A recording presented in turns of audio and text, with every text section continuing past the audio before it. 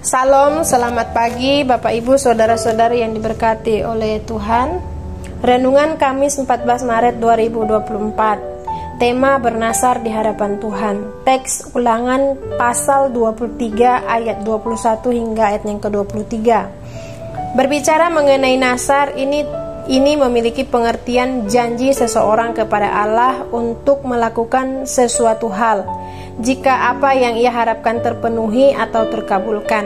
Dalam kitab Ulangan ini memiliki histori pengulangan akan kisah di mana tuntunan, penyertaan, dan pertolongan Allah bagi bangsa Israel selama keluar dari tanah Mesir.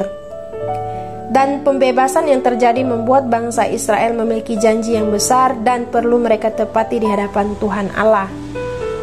Allah membenci kebohongan dan Allah juga membenci jika sesuatu yang baik tidak kita lakukan.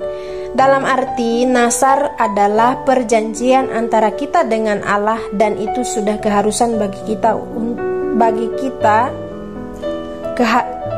keharusan untuk kita lakukan bagi Allah pula.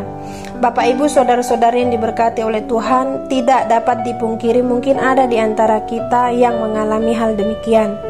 Jika kita mengalaminya, jangan pernah menunda nasar tersebut, sebab Allah akan menunggu sampai kita bisa menepatinya. Dan jika kita mengalami sebuah keajaiban dan mujizat Tuhan, ada keinginan kita untuk bernasar, kita juga harus ingat bahwa kita tidak boleh menunda apalagi melupakannya, sebab Allah tidak menyukai hal demikian ada dalam kehidupan kita sebagai orang percaya.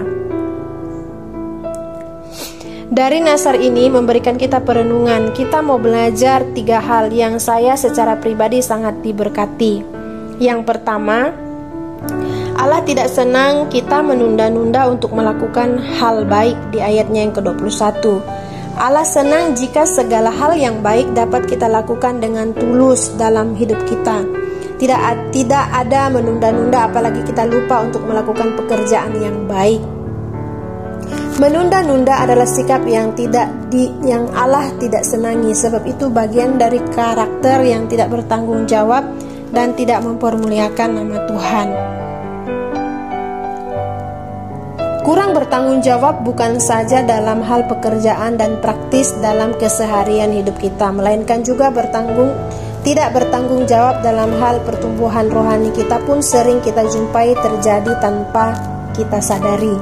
Contoh kecil, berdoa dan mungkin datang ke persekutuan. Karena kita tidak bertanggung jawab, kita tunda-tunda, akhirnya kita lupa dan membuat kita tidak bersekutu dengan Allah dan menghambat iman kita untuk bertumbuh.